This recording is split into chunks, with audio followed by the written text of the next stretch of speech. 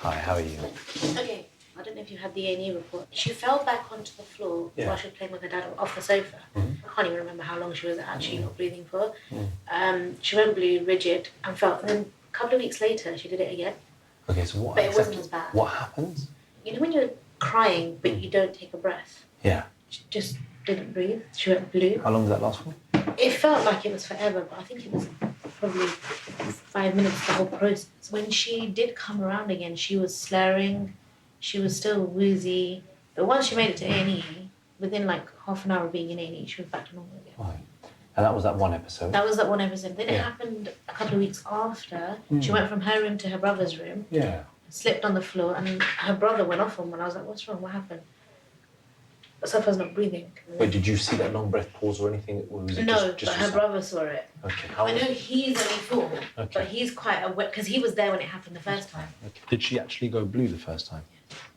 She went blue, lips, face, everything was just blue. It was horrible. It sounds like this could have been what we call a breath-holding attack, okay? So sometimes what happens is kiddies can hold their breath, go blue, and it can be very, very dramatic and obviously quite distressing for the parents. There are 2 types of breath-holding attacks, and they're divided into blue or white. Blue breath-holding attacks are far more common and essentially occur when the child is in pain or frustrated or angry. The lips may go blue and they lose consciousness. With white breath-holding attacks, they're also known as reflex anoxic seizures. It usually occurs after a sudden fright or a sudden onset of pain, for example, a minor head injury. They will go pale, limp, and there will be loss of consciousness. Occasionally, they also look like they're having a seizure where their limbs will go very firm and there can be some shaking movements. What I'm going to do, I'm going to examine her, of course, now. What I'm going to do is I'm going to put you into my colleague who's essentially got a specialist interest in pediatrics. I'm going to get her to review and make sure that she's happy with the history as well. Does that make sense? That's fine. I just want to check there's nothing long-term. Absolutely, absolutely. No, of course. Pop her on your lap for me. Go on then. You get those on my lap. Okay. And lift it up right up for me. Let's have a listen to her chest. Spin her around for me.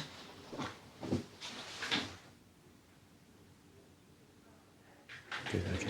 So since the 3rd, she's been back to her normal self, running around, playing active, no concerns? Yeah. Good, okay. Breath-holding attacks are not a sign of anything more sinister. However, occasionally they can be confused with epilepsy, which is why it's important to seek immediate medical attention if something like this occurs. If, of course, an episode recurs, you've done absolutely the right thing. I'm sure in A&E they showed you the basic things that you should do. So if it does recur, make sure you seek immediate medical attention. All right? Lovely. No trouble.